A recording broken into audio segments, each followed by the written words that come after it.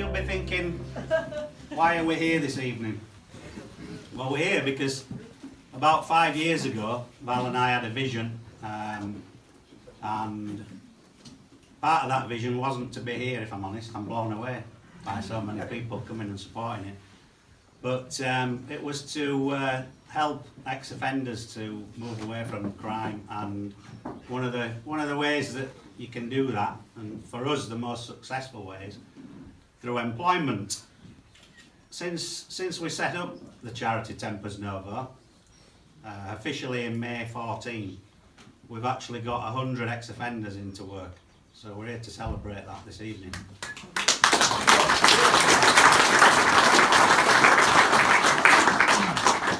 Some of them, I'm proud to say, are actually here sharing in that celebration. I'll try to keep it brief. It's not easy, because Tempus Novo is very different to anything that's ever been done before around working with ex-offenders.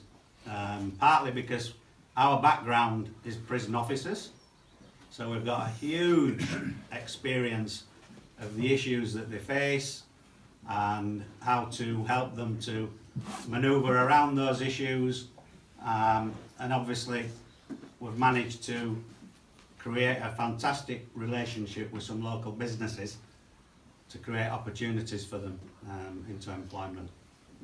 So, can you hear me out there, guys? Brilliant. Right.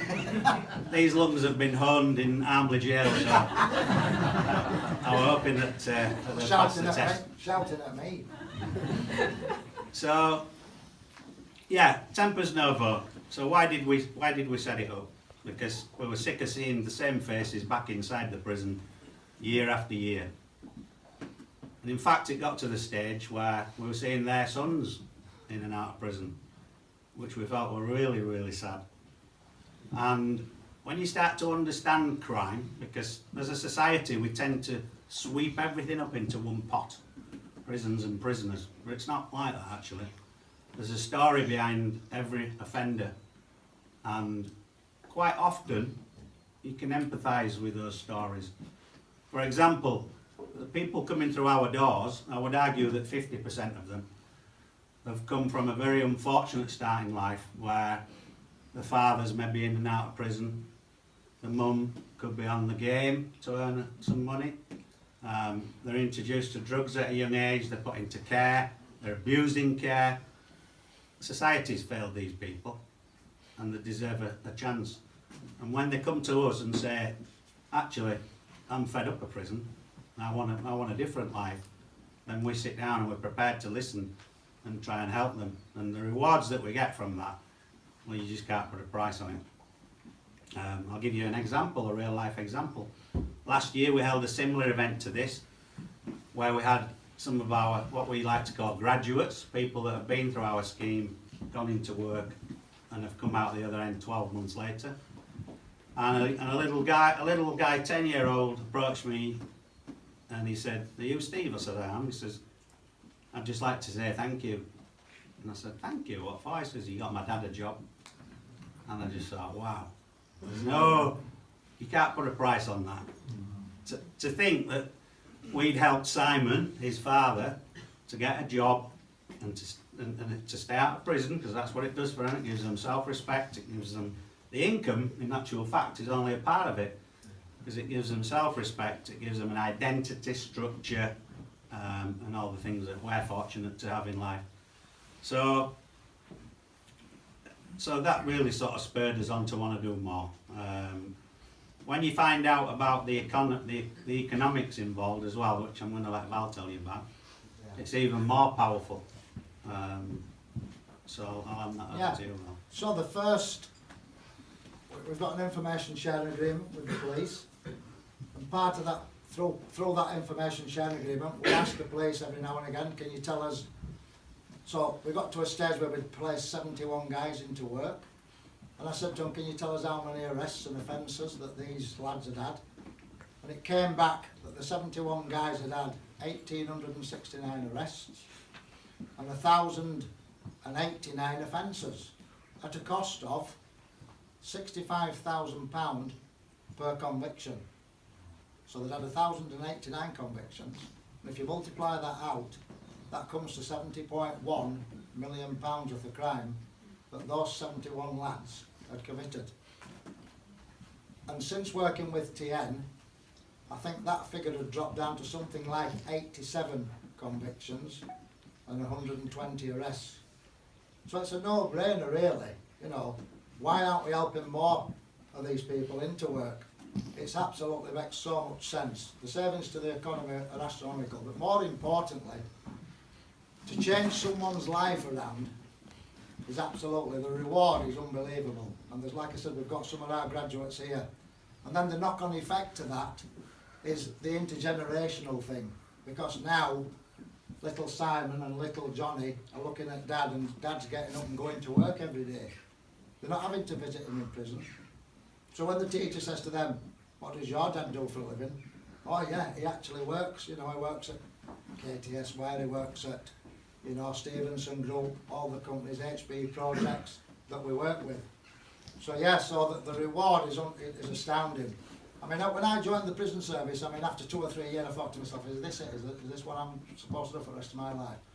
Locking doors, unlocking doors, barking orders, slop out, because there were no toilets in them days. And I thought to myself, there's got to be something more into this, you know, and I thought, if I can change one person's life by my actions or by some advice that I give to a prisoner and help him along his journey, I thought, I'll have done that, that'll be me, that'll be job completed. And now with Steve's help, we've done it together, we've changed 100 people's lives. Right, so I think this is a good time to introduce the video.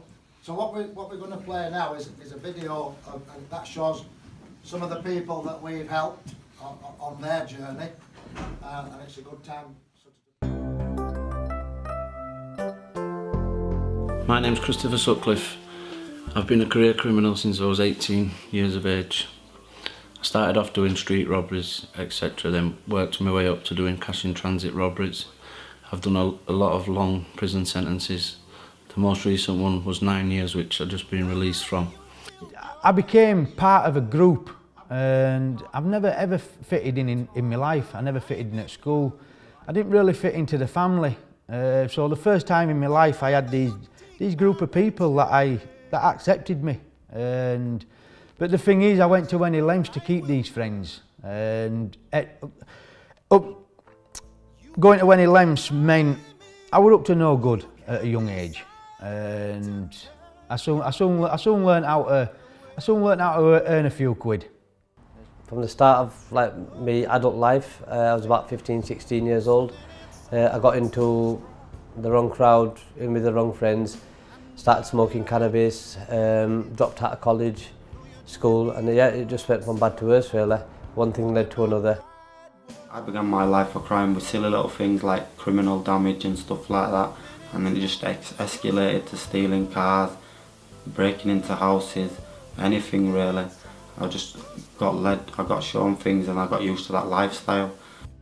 I think it started off initially in non-school attendance, and then it progressed to petty crime, and before I knew it I was stuck in a hole committing crime, and that was just the way of my life. I was a criminal and that was it. I didn't have any aspirations, I didn't aspire to be anything other than just to be naughty. I got into drugs at a pretty late age, maybe early 20s, but soon spiralled out of control, started to deal drugs, ended up getting nicked by the police, sent to prison. When I got out of prison, I've ended up going back into drugs again, back into prison, and it's just been a hectic lifestyle for the last 25 years, in and out, in and out. Tempus Novo has helped me out in a big way. They were the ones that got me the chance of the job, got me the job more or less really. And if it weren't for them, then I don't think I'd have made the changes that I have, because it'd have been hard to find a job with a criminal record. Massively. It's opened doors and given me an opportunity that I otherwise would not have been given. My life is a lot better.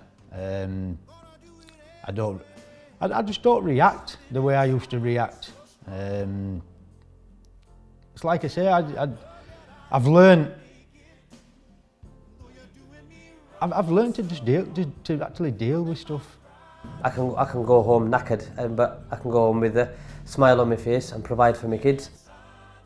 Everyone's happy with me at home. I get so much respect from friends, family, my community, and it's just an awesome feeling.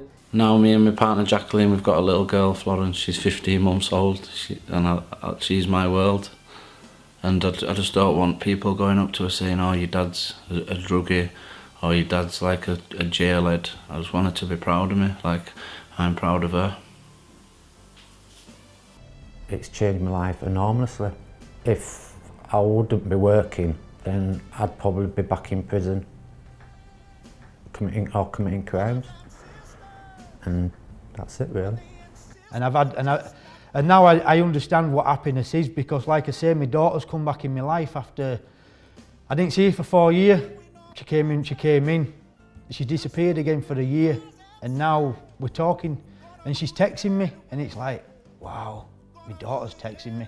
And I have a conversation with her, and it blows me away. It absolutely blows me away.